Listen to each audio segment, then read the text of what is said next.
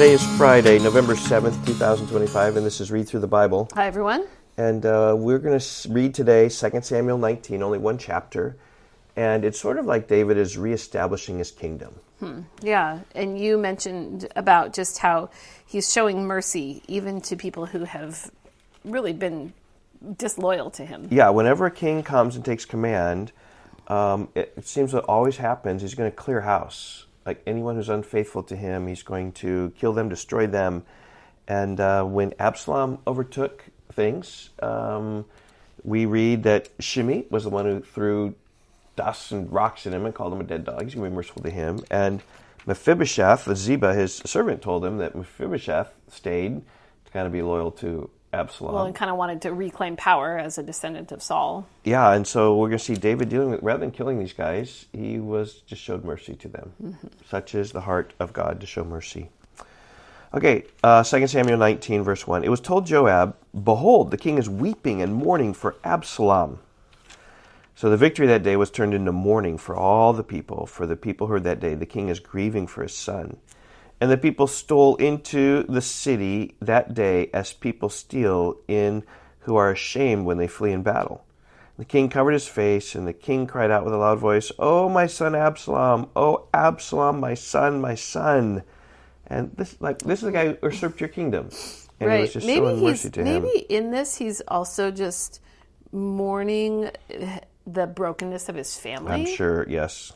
Like, oh, my family, my family. Yeah. Then Joab came into the house to the king and said, "You have today covered with shame the faces of all your servants who have this day saved your life and the lives of your sons and your daughters and the lives of your wives and your concubines, because you love those who hate you and hate those who love you. For you have yes, you have made it clear today that commanders and servants are nothing to you. For today I know that if Absalom were alive and all of us were dead today, then you would be pleased. Now, therefore, arise, go out, and speak kindly to your servants. For I swear by the Lord, if you do not go, not a man will stay with you this night, and this will be worse for you than all the evil that's come upon you from your youth until now."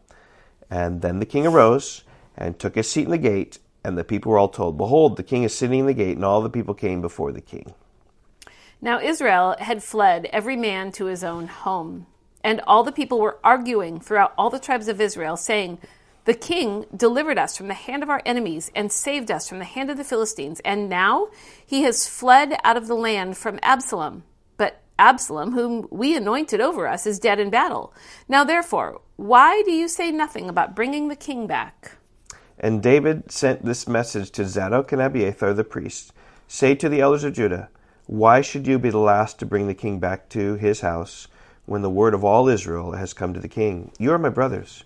You are my bone and my flesh. Why then should you be the last to bring back the king?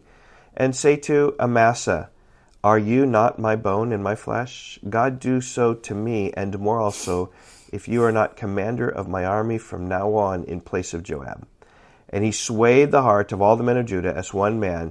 So they sent word to the king, "Return, both you and all your servants." So the king came back to the Jordan, and Judah came to Gilgal to meet the king and to bring the king over the Jordan. This is like back to establish himself as king.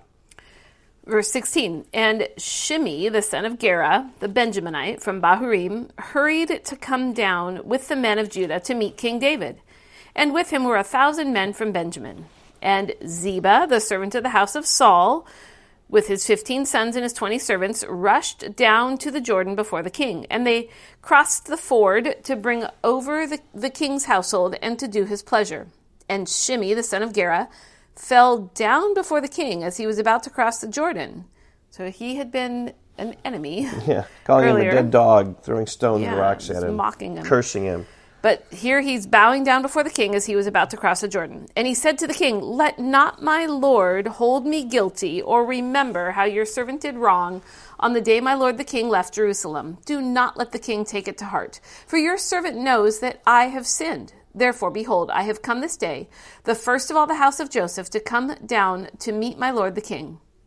Abishai, the son of Zeruiah, answered, "Shall not Shimei be put to death for this, because he cursed the Lord's anointed?"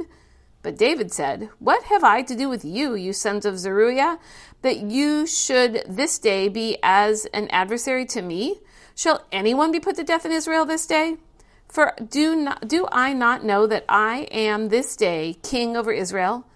And the king said to Shimei, you shall not die. And the king gave him his oath. Yep, showing him mercy. But he had true repentance. Well, he confessed his sin for sure. Yeah. And pleaded for mercy. And so he gave him mercy. And Mephibosheth, this is the crippled son of Saul, came down to meet the king. He had neither taken care of his feet, nor trimmed his beard, nor washed his clothes from the day that the king departed until the day that he came back in safety. And when he came to Jerusalem to meet the king said to him, why did you not go with me, Mephibosheth? This is the one who ate at his table often, and who David showed great kindness to him. And he answered and said, my lord, O king, my servant deceived me. For your servant said to him, probably Ziba, right? I will saddle a donkey for myself, that I may ride on it and go with the king. For your servant is lame. He has slandered your servant to my lord the king, but my lord the king is like the angel of God. Do therefore what seems good to you. For all my father's house were but men doomed to death before my lord the king. That's the house of Saul. As David took over, right, you want to wipe out everybody in that line. But you set your servant among those who eat at your table. What further right have I then to cry to the king? And the king said to him, why speak any more of your affairs? I've decided, you and Ziba shall divide the land. And Mephibosheth said to the king, oh, let him take it all, since my lord the king has come safely home. Verse 31, now Barzillai, the Gileadite, had come down from Rogelim, and he went on with the king to the Jordan to escort him over the Jordan. Barzillai was a very aged man, 80 years old. He had provided the king with food while he stayed at Mahanaim, for he was a very wealthy man. And the king said to Barzillai, come over with me, and I will provide for you with me in Jerusalem. But Barzillai said to the king, how many years have I still to live, that I should go up with the king to Jerusalem? I am this day 80 years old. Can I discern what is pleasant and what is not? Can your servant taste what he eats or what he drinks? Can I still listen to the voice of singing men and singing women? Why then should your servant be an added burden to my lord the king? Your servant will go a little way over the Jordan with the king. Why should the king repay me with such a reward? Please let your servant return, that I may die in my own city, near the grave of my father and my mother. But here is your servant Chimham.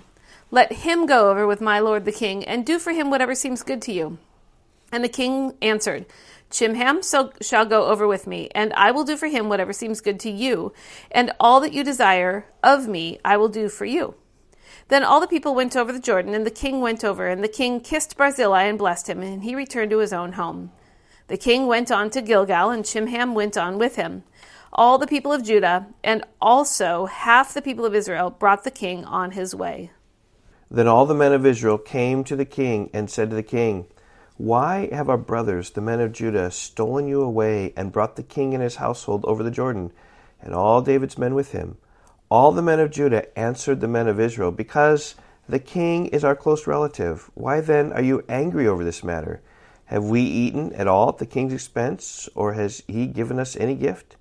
And the men of Israel answered the men of Judah, we have 10 shares in the king, and in David also we have more than you. Why then did you despise us? Were we not the first to speak of bringing back our king? But the words of the men of Judah were fiercer than the words of the men of Israel. All right, so basically in chapter 19, the key thought here is that David returns to Jerusalem. And then in returning, before that, he's weeping for Absalom, mourning for him, and Joab tells him to stop. But then finally he comes back, and then rather than dealing harshly with his enemies, he is merciful to them, whether that's Shimei or Mephibosheth. And then with Barzillai, he's old, and he kind of makes out a deal with him that he can be there. And then there are like these conflicts between Israel and Judah, like arguing back and forth about David and where he shall rule and reign and that sort of thing. Or their loyalty to David and how deep it goes. Yep. Okay, so we will see you tomorrow. Bye-bye. Goodbye.